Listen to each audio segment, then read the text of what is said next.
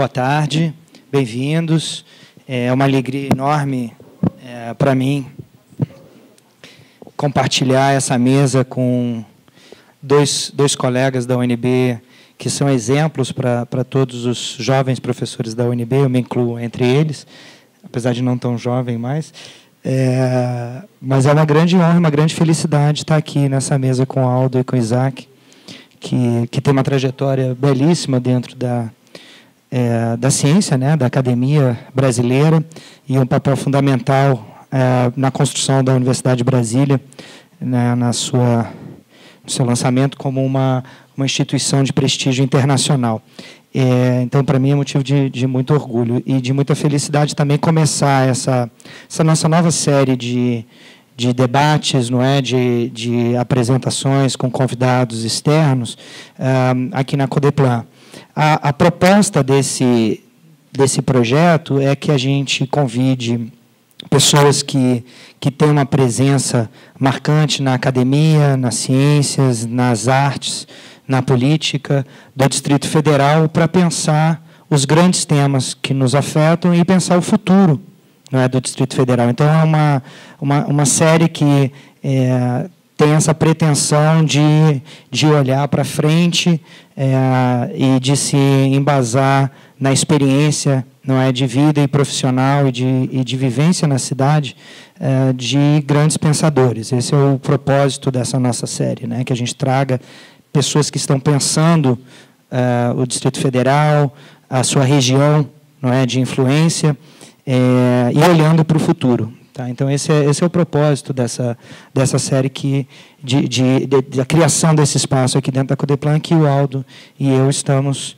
elaborando, né, Aldo? A gente ainda está elaborando esse projeto. E é um motivo de muito orgulho ter o Isaac abrindo essa nossa nova série, que eu espero que seja uma primeira visita de muitas, né? Esperamos contar com vocês. A gente está pensando agora a realização de acordos de cooperação com a Universidade de Brasília, para a gente estreitar nossos vínculos cada vez mais com a UNB e pensar essas relações institucionais, dar sequência, na verdade, a essas relações institucionais, torná-las de carne e osso, não é? E de ideias que a gente possa utilizar para pensar o Distrito Federal e aí cumprir a nossa missão aqui na Codeplan, que é auxiliar o governo e a sociedade, não é, na construção de conhecimento sobre Brasília e a região. Eu vou passar a palavra para o Aldo, para que ele faça suas considerações e também apresente o Isaac, né, colegas de algum tempo. Não é isso, Aldo? E em seguida a gente passa a palavra para o Isaac para a sua apresentação e posteriormente abrimos para o debate. Tá ok, pessoal? Então, Aldo, por favor. Boa tarde a todos. Boa tarde, professor Isaac. Boa tarde, Celina. Boa tarde, Eugênio Juvenardi e convidados.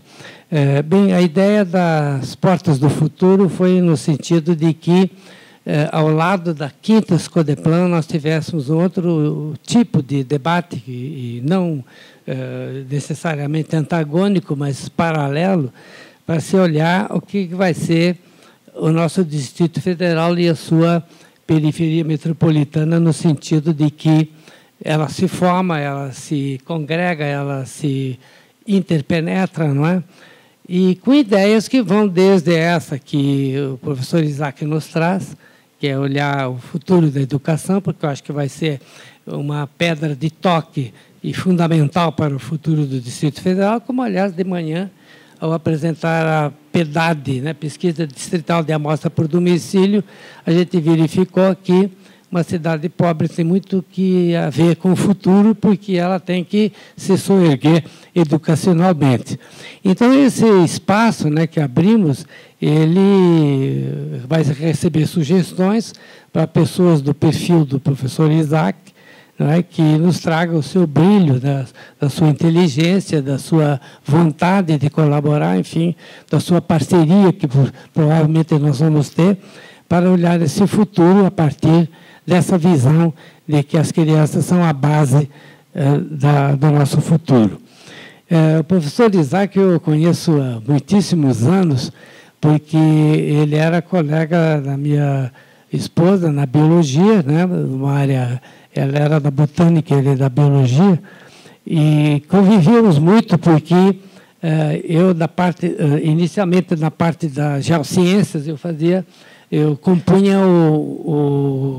o colegiado da biologia, porque a biologia tinha um colegiado com participação dos diversos outros institutos da UNB. E foi lá que nós nos conhecemos. Não é? A partir daí, diversos momentos da história da UNB, o professor Isaac participou ativamente, como pró-reitor de pesquisa e pós-graduação, como primeiro diretor do Centro de Estudos Avançados Multidisciplinares, o CEAM, onde ele agora volta com a criação do N Futuros, que é um núcleo temático, justamente olhando o futuro, que está agregado ao CEAM, que é o Centro de Estudos Avançados Multidisciplinares. Então, quer dizer, a sua trajetória é longa, eu, evidentemente, não estava preparado para fazer essa apresentação, mas vocês vão verificar que, a rigor, o professor Isaac não precisa de apresentações. Ele, por si só, com a sua colaboração, com a sua inteligência, ele vai nos mostrar que foi uma pessoa que já percorreu o Brasil. Ele esteve na Universidade Norte Fluminense como pró-reitor de pesquisa e pós-graduação, foi também reitor da Universidade de Nova Iguaçu, se eu não me engano. Mogi das Cruzes, sim. E, enfim, quer dizer, ele percorreu porque sempre é solicitado em função da sua larga experiência em ciência, né? Como foi dito aqui, ele é membro da Academia Brasileira de Ciência, e é, sobretudo, para nós, carinhosamente, um professor emérito mesmo, pelas suas qualidades, pela sua longa trajetória na própria UNB, porque, enquanto ele estava na UNB, ele foi requisitado para essas atividades no Rio de Janeiro e em São Paulo, não é? De modo que nós vamos verificar agora a sua proposta de olhar o futuro a partir da educação, não é? Que eu acho que é importantíssimo. Então, eram essas breves palavras para apresentar o meu querido amigo e grande professor emérito, professor Isaac. Isaac, eu vou sentar aqui para ficar.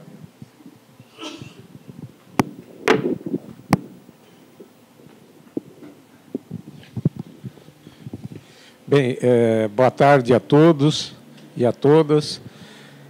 Queria, primeiramente, agradecer o convite para abrir esse ciclo de reflexões chamado de Portas do Futuro.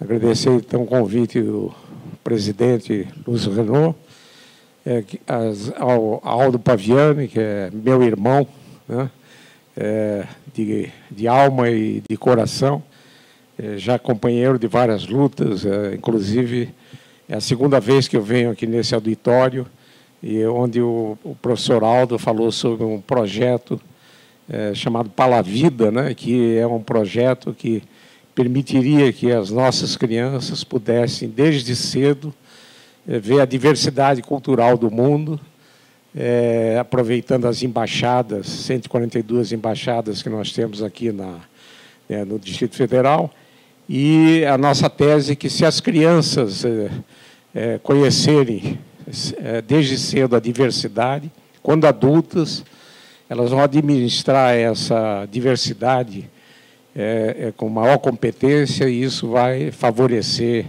a paz e evitar as guerras, né? E esse é um projeto que a ideia ainda permanece, que tem como comandante em chefe o professor Aldo Paviani. O que eu vou falar aqui foi-me feito um desafio, é sobre a educação, né? E, na realidade, eu vou falar na minha conversa com vocês de duas dimensões. Uma é a desigualdade social e a educação como um instrumento de mitigar essa desigualdade social, e acho que nós podemos fazer isso aqui no Distrito Federal. O próximo, por favor. As Portas do Futuro, que é o ciclo de reflexões, né? Ela vai depender, o futuro, da chave da porta, e a chave está nas nossas mãos. Então, o futuro é incerto, previsível, mas depende de nós, que temos essa chave na mão. Próximo. Essa chave abre um horizonte de uma tempestade ou de um céu azul de brigadeiro, como está aí, e depende, então, de nós. Brasília tem vários desafios, e não é só de Brasília, é do Brasil e, diria, o nosso mundo tem vários desafios.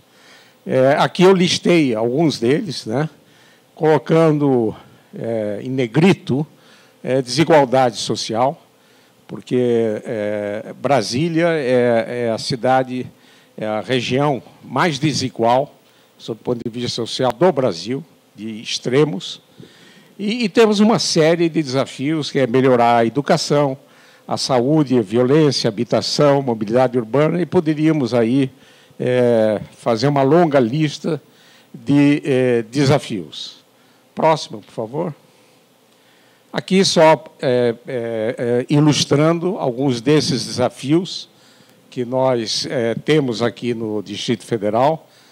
São todas cenas aqui do Distrito Federal, problema de habitação, problema de condições de vida, de saneamento, a mobilidade urbana, essa é uma foto lá da rodoviária, mesmo aqueles que não têm transporte público ficam nas filas intermináveis do trânsito, dependendo da hora.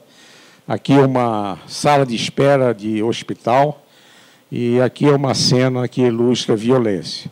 Mas nós vamos, como eu falei inicialmente, nos focalizar na desigualdade social. Próximo.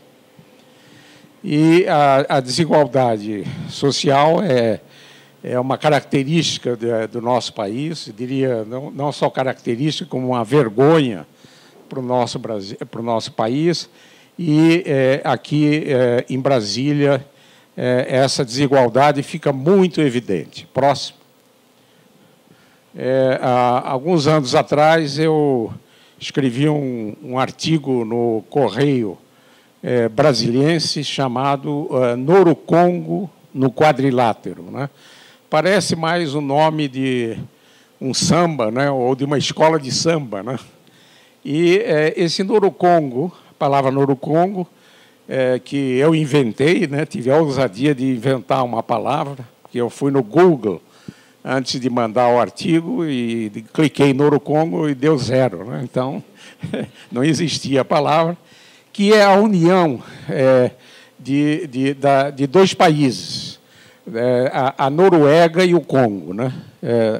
E por que eu uni e criei essa palavra, Noro-Congo? Porque eu representei aqui no Distrito Federal o Lago Sul como sendo a Noruega e a cidade estrutural como sendo o Congo. E Noro-Congo no quadrilátero era que nós tínhamos uma Noruega e um Congo aqui no Distrito Federal. Daí é o quadrilátero, que é o Distrito Federal. E aqui é uma cena, né, uma fotografia do Lago Sul, e aqui uma fotografia da estrutural, que são contrastantes, como eu vou mostrar em seguida, inclusive com dados aqui colhidos na Codeplan. Próximo. O índice, eu usei a união dessas duas palavras usando o IDH, o Índice de Desenvolvimento Humano. E acontece que o Lago Sul tem um IDH de 0,945 e a Noruega de 0,943, que é o país de melhor DH do mundo. Então, se o Lago Sul fosse um país, ele seria o país que teria o maior IDH, tem um pouquinho acima da Noruega. E a cidade estrutural tem um IDH de 0,286, que é exatamente igual a do Congo, que é o país que tem o menor IDH do mundo. Então, isso mostra esse contraste, essa desigualdade. Próximo. No Lago Sul, isso é a nossa Noruega, né? ela tem uma renda familiar de R$19 mil e uma renda per capita de R$6 mil. São dados da Codeplan. E a cidade estrutural tem uma renda familiar de R$1,3 mil e a renda per capita de R$300. Próximo.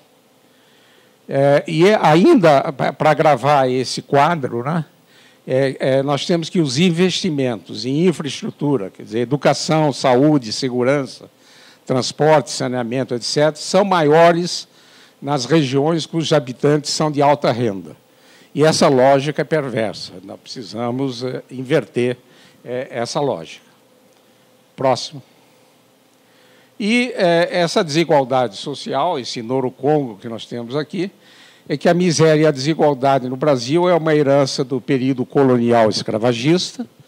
O crescimento econômico sem a repartição da riqueza em um modelo de concentração de rendas e terras, de esgotamento de recursos naturais, e sem proporcionar uma educação de qualidade, provavelmente aumentará o abismo entre ricos e pobres. E, sem a reversão desse quadro, as crianças e jovens de família de baixa renda não terão a oportunidade de terem educação de qualidade e, provavelmente, o ciclo será reproduzido nas próximas décadas ou gerações. Próximo. As políticas e instrumentos de inclusão social, Bolsa Família, cotas, etc., elas podem amenizar a situação, amenizam, mas não solucionam. Porém, as políticas de longo prazo devem ser introduzidas para que essas medidas e ações não sejam mais necessárias. O primeiro passo seria proporcionar a educação básica de qualidade a todos os jovens brasileiros ou brasilienses. E eu vou tentar, nas próximas transparências, ver se eu consigo convencer vocês que temos uma luz no fim do túnel, temos um caminho para amenizar essa desigualdade social. Se a gente fizer isso, nós vamos ter uma nova geração com oportunidade de trabalho para uma vida digna e comportamento social com solidariedade e ética. Próximo. Então, queria discutir aqui com vocês uma maneira de transformar essa realidade, esse abismo que existe entre pobres e ricos, que deveria ser uma utopia de cada um de nós. E a utopia, nessa fotografia, está a 8.535 quilômetros, mas pode estar mais perto ou mais longe, depende da gente. Próximo. E aí, o caminho que eu acho seria a educação. E esse ilustra bem o estado da educação brasileira, né? Não sou eu fotógrafo, isso aí está no Google, tem N fotos da situação da nossa escola. Próximo. Qual seria a situação atual aqui de educação aqui no Distrito Federal? São dados de 2014, do ensino básico, que inclui aí ensino infantil, o fundamental, o médio, o profissional, jovens e adultos e educação especial. São dados de anuais estatísticos de 2014, mas cobre o ano de 2013. Então, vejam a população grande de estudantes de ensino básico que a gente tem aqui no Distrito Federal. Na rede pública, a gente tem mais de 600 mil estudantes. Na rede privada, perto de 140 mil estudantes. E um total que chega, talvez até, como são dados de 2 anos atrás, a praticamente 800 mil estudantes. Então, isso é uma população gigantesca que nós temos o dever de trabalhar para que essas 800 mil crianças e adolescentes possam ter uma oportunidade melhor e, certamente, se a gente conseguir isso, o Brasil vai ser um país melhor. Próximo. São dados também desse anuário. Existe um índice grande de reprovação no ensino fundamental, o abandono no ensino, isso da escola pública só, não está em ensino privado. O abandono é pequeno, mas existe. O ensino médio já, o índice de reprovação é maior, o índice de abandono é maior, bem maior que no ensino fundamental, e principalmente no ensino noturno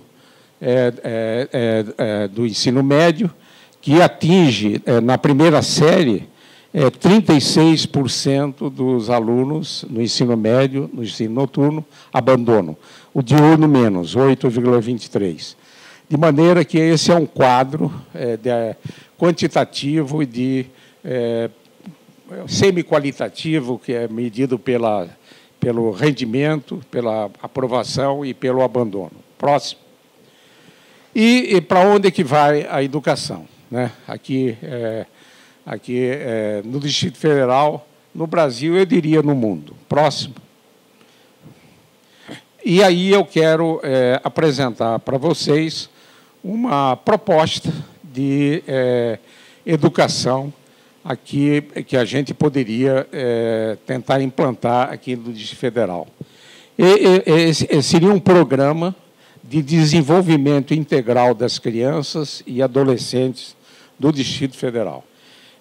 Quando eu falo em desenvolvimento integral, não estou falando em tempo integral na escola, né? Não adianta nada, atualmente, com o sistema educacional que a gente tem, de uma escola desinteressante para as crianças, colocá-las, em vez de 3, 4 horas, colocar 7, 8 horas na escola. Não é o aumento do tempo integral, mas o desenvolvimento integral é muito mais que isso, e nós vamos ver isso na sequência da apresentação. E a gente chamou a sigla desse programa de PDI, Programa de Desenvolvimento Integral. Nós tentamos, em 2011, né, Eduardo, implantar esse programa aqui no governo do Distrito Federal, no nível da Secretaria da Criança. Depois eu não vou contar os detalhes, mas no debate a gente posso dizer por que ficou na mesa, igual a minha bengala aqui, ou na prateleira, essa ideia. Mas é uma ideia que vai cuidar da criança, inclusive nós vamos ver antes dela nascer, até a adolescência. Quer dizer, é um programa que envolve um trabalho de cuidado da criança e até o final do ensino médio, a idade de 17, 18 anos. Próximo. Quais seriam os objetivos desse programa, desse PDI? O desenvolvimento e a formação integral dos brasilienses nascidos a partir de janeiro de 2017. Quando fizemos o programa, era 2013, a partir de 2013. Então, cada vez eu tenho que atualizar isso, essa transparência. Seria porque nós precisamos de um preparativo para implantar esse programa, que demoraria, pelo menos, eu acho, uns 2 anos. E outro objetivo é fazer a avaliação permanente dessa formação integral da criança e do adolescente, visando o seu aperfeiçoamento, transformando o Distrito Federal como laboratório experimental do futuro cidadão brasileiro. Eu acho que nós, aqui de Brasília, temos uma dívida com os nossos fundadores dessa cidade. Essa cidade ela foi implantada para dar um rumo diferente para o Brasil. E ela devia ser uma cidade laboratório em qualquer dimensão, experimental, e as experiências que derem certo serem amplificadas por todo o nosso país. E isso é que eu digo nesse ponto 3, a transferência gradativa do novo processo formativo para outros estados da federação. Próximo. O PDI, o modelo do PDI, seria a atuação em vários níveis. E o primeiro, que seria durante a gestação. A criança começaria a ser cuidada se fazendo uma intervenção na mãe e na família, quando essa futura mãe souber que ela está grávida. E seria feito um atendimento domiciliar por equipes multidisciplinares. E nesse atendimento à futura mãe, a gente trabalharia em duas dimensões. Na dimensão da saúde, como é que a mãe deve proceder na higiene, nas vacinas, na alimentação, enfim, nessas várias correlações que contribuem com a saúde da criança, e numa outra dimensão que seria no processo cognitivo. Como, desde o nascimento, a mãe e a família poderiam usar protocolos que pudessem ser a base do desenvolvimento cognitivo para toda a vida. E hoje, pelos dados fornecidos pela neurociência, se considera que a fase mais importante na educação, no processo cognitivo, são os primeiros anos de vida, quando a criança já está equipada com os neurônios e começa a haver a conexão entre esses neurônios, chamados de sinapse, e se essa criança não for corretamente estimulada para o desenvolvimento dessas conexões entre esses neurônios, isso não vai se fazer mais tarde, e todo o processo cognitivo para toda a vida fica comprometido. Isso são os dados fornecidos pelos nossos colegas neurocientistas. A partir do nascimento, no primeiro ano, não haveria, a criança não iria para um determinado local, creche, que nós chamamos de creche, mas continuaria com a família, com a mãe. Mostram os entendidos que não é correto separar a criança da mãe no primeiro ano de vida. Essa dimensão emocional é muito importante, mas continuaria a ter equipes multidisciplinares visitando esse lar, e, na realidade, seriam atendimentos semanais, de 2 horas de duração, para ver se aquela criança está sendo bem conduzida nos dois aspectos, de saúde e de processo cognitivo. A partir de 2 anos a 4 anos, então teríamos o que nós não chamamos de creche, que é um termo já desgastado, mas chamamos de espaço infantil, em que teríamos instrutores, professores, psicólogos integrados e com protocolos absolutamente contemporâneos e dinâmicos. Então, teríamos de 2 a 4 anos o espaço infantil 1, de 4 a 6 anos o espaço infantil 2, que corresponde ao que nós chamamos de pré-escola atualmente. E depois teríamos o ensino fundamental de 7 a 14 anos e 15 a 17 anos, o ensino médio, mas um ensino fundamental e médio completamente diferente que nós temos atualmente, proporcionando a essas crianças, tanto em escola pública como em escola privada. Alguma coisa parecida, também nós podemos discutir no debate, a Escola da Ponte, lá em Portugal, uma experiência que já tem mais de 30 anos, onde se aboliu salas de aula, não tem avaliação, não tem disciplinas, história, geografia, um outro sistema completamente diferente. Próximo. Os princípios desse programa seriam direito à saúde e educação de todas as crianças e jovens, independente da classe social, os pais como primeiro educadores, aquele primeiro ano convivência estimulada, a articulação da família com a escola, isso nos espaços infantil, no ensino fundamental, no ensino médio, e educar para o compreender, para a criatividade, para o pensar, coisa que hoje raramente a gente encontra no nosso sistema educacional tradicional.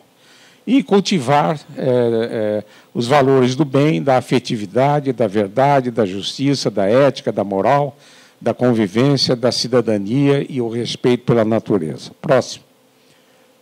Então, os princípios é estabelecer políticas públicas integradas e flexíveis de atendimento às famílias com crianças pequenas, conforme suas diferentes circunstâncias e necessidades, visando assegurar o direito a condições básicas de se desenvolverem.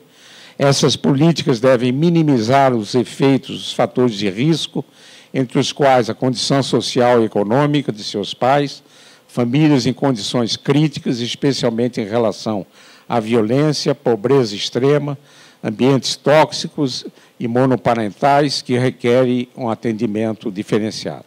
Próximo. E dar prioridade para o diagnóstico precoce de condições que afetam o desenvolvimento posterior da criança, tanto na linguagem quanto na sociabilidade. Propiciar a tratamentos adequados para as crianças com necessidades especiais, tais como déficits auditivos, visuais e crianças que possam ser incluídas no espectro autista. Próximo. O outro princípio, estabelecer para as creches, o que nós chamamos de espaços infantis, mecanismos de regulação que assegurem a qualidade dos atendentes, proporção adequada entre adultos e crianças, equipamentos, livros e infraestrutura, de modo a promover o desenvolvimento integral da criança, incluído o seu desenvolvimento linguístico e lógico, matemático, e atitudes que favoreçam uma posterior escolarização bem-sucedida. Próximo. E desenvolver programas de capacitação e certificação de educadores de nível médio e superior que levem em conta os conhecimentos científicos sobre os fatores que promovem o desenvolvimento infantil e estimular programas para promover o hábito da leitura em casa. Próximo. Durante a gestação, a mãe sabendo que está grávida, ela recebe uma equipe multidisciplinar. Essas equipes farão visitas domiciliares semanais para acompanhar a gestação e orientar os pais nos cuidados ao recém-nascido nas dimensões da saúde e do desenvolvimento cognitivo. Próximo. Serão constituídas equipes, isso de 0 a 1 ano, também visitas aos lares. Serão constituídas equipes com formação específica na área da saúde e do desenvolvimento neuronal, que visitarão as residências pelo menos uma vez por semana para acompanhamento do desenvolvimento da criança. Em casos que exijam acompanhamento e intervenção, as visitas podem ser feitas com periodicidade maior. A partir de 1 ano de vida, então esse já o espaço infantil, a criança terá garantida uma assistência em creche pública, espaço infantil 1, até 3 anos de idade. Dos 4 a 6 anos, a criança contará com espaço infantil 2 para a escola. Os espaços infantis contarão com equipes multidisciplinares que terão a responsabilidade de orientação e acompanhamento. Próximo. E nos ensinos fundamental e médio, nós nos orientaríamos pelos princípios estabelecidos para a Unesco no ensino básico, que são 4 dimensões. A primeira é aprender a conhecer, que é a aquisição do conhecimento propriamente dito. Aprender a fazer, que é o domínio de competências que permitem aplicar o conhecimento em problemas concretos. Terceiro, aprender a conviver, as habilidades de convívio pacífico, democrático e colaborativo. E quarto, aprender a ser, dependente das 3 anteriores, e materializa os efeitos do plano de desenvolvimento em cada um, tornando uma pessoa mais feliz e apta aos vários desafios da vida na sociedade contemporânea. Próximo.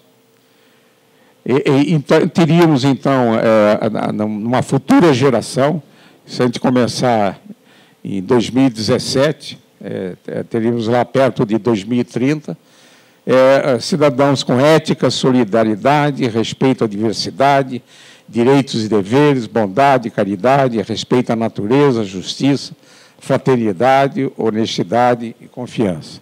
Teremos aquele mundo utópico, né, de cada um de nós.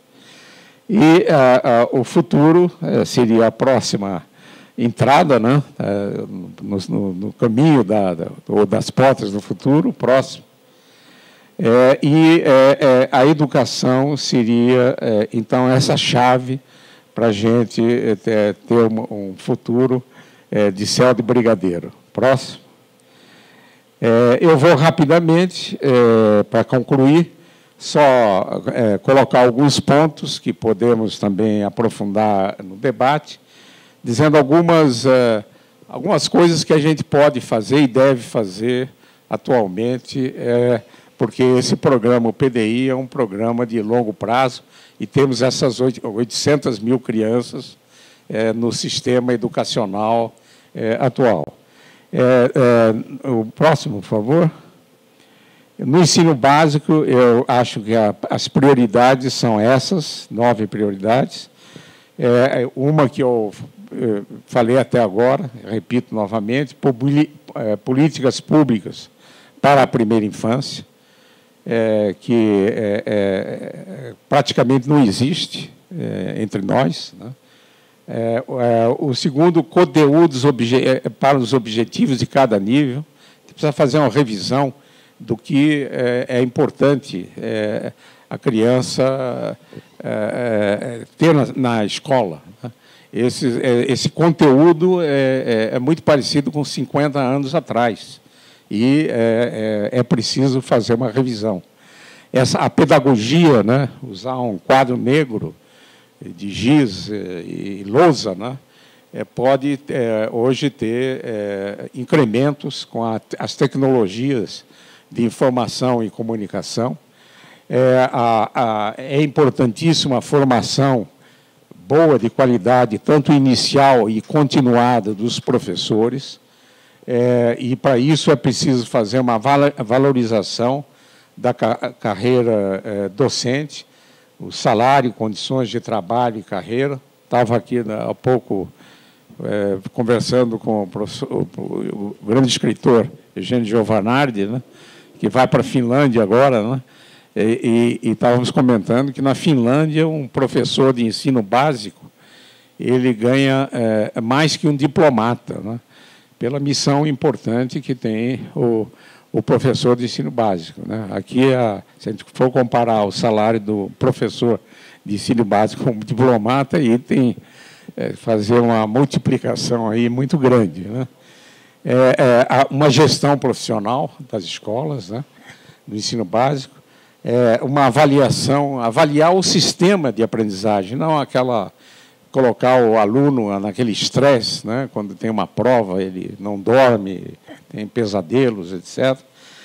A integração com a família e a sociedade, é importante que a família esteja trabalhando junto com o sistema educacional, e a promoção e consolidação de valores e virtudes permeada de maneira transversal em todo o ensino básico.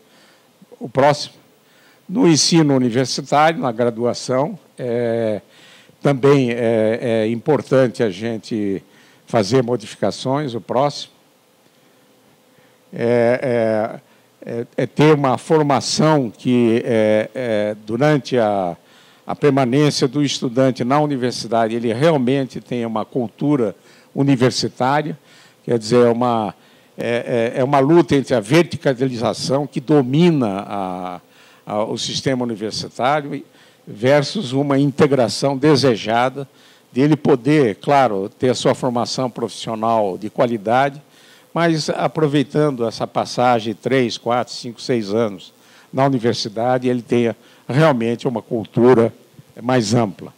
A expansão da iniciação científica, que pensando na formação dos futuros acadêmicos e cientistas, uma coisa absolutamente errada, que é essa assimetria que existe nos 3 pilares da universidade: pesquisa, ensino e extensão. De propósito, aqui, pesquisa está em letras bem grandes, né? Ensino bem pequeno, extensão quase não se lê. Então, essas 3 atividades na universidade devem ter o mesmo valor. A pesquisa é importante, mas não menos importante é o ensino e a extensão, e isso precisa mudar. E, finalmente, uma nova pedagogia, com redução das atividades tradicionais, trabalhos em grupos, e uma aprendizagem através de temas e problemas. Próximo. Está chegando no fim. O que nós precisamos mudar na pós-graduação? Esse é o... Pode ir para trás, é o desespero dos professores e estudantes de pós-graduação de publicar com aquele critério da CAPES, né? Próximo. E aí, na pós-graduação, é fundamental que haja um planejamento de acordo com as demandas do país a curto, médio e longo prazo, né? Quer dizer, hoje, para se abrir um curso de pós-graduação numa determinada área, se vai à página da CAPES, se vê os requisitos de cada área de conhecimento, que são requisitos de professores que produzem, etc., mas não se pergunta ali se o país está precisando de pessoas com aquele perfil, ou uma determinada região precisa daquele perfil. E aí a gente teve uma grande evolução quantitativa na pós-graduação, mas desordenada e não em harmonia com aquilo que o país vai precisar nos próximos 5 anos, 10 anos, 20 anos, assim por diante. Uma flexibilidade maior entre os alunos, eles são heterogêneos, eles têm que cumprir exatamente o mesmo ritual, as mesmas disciplinas, e devia ser mais flexível, fazer uma coisa mais parecida com o sistema inglês, que permite essa flexibilidade na pós-graduação. E também precisamos criar espaços para a formação de lideranças. Eu acho que uma das crises que nós estamos passando no país é a ausência de lideranças em todas as dimensões, e o único espaço de formação de lideranças que a gente tem na universidade são os centros acadêmicos, né, os diretórios de estudantes, que muitas vezes produzem até grandes lideranças políticas, mas nós precisamos ter lideranças em todas as dimensões, e deveríamos criar um espaço para incentivar aquelas pessoas que geneticamente têm essa riqueza de poderem ser líderes nas suas áreas de conhecimento, nas suas atividades. E, finalmente, incutir, não estou propondo uma disciplina, mas incutir essa visão de ter uma responsabilidade social nos nossos mestres e doutores. Acho que o próximo, e era mais ou menos isso. Agradeço a atenção de vocês. Muito obrigado.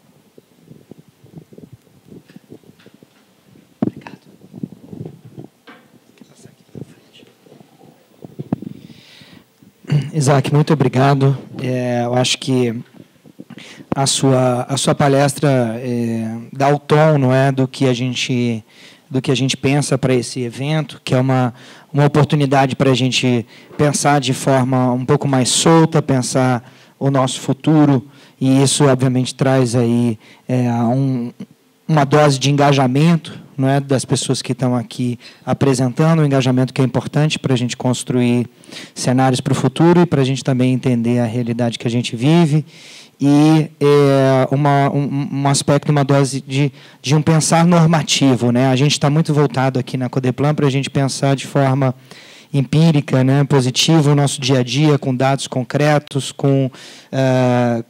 embasado em evidências, não é, empíricas, e o que a gente está querendo propor com esse novo espaço é fazer isso, mas extrapolar isso e aí pensar de forma um pouco mais livre, um pouco mais solta sobre o futuro. Isso é um exercício bom de planejamento, não é necessariamente... Pode ter elementos de utopia, não é, de desejo, não é, do que a gente quer para o futuro, mas é um exercício bom de planejamento, é um exercício bom da gente começar a criar consensos, ideias, compartilhar essas visões de futuro, e é um pouco do que a gente se propõe com esse evento. E a tua fala, mesmo que a gente não tenha combinado isso detalhadamente antes, foi exatamente nessa direção. Então, ficamos muito felizes.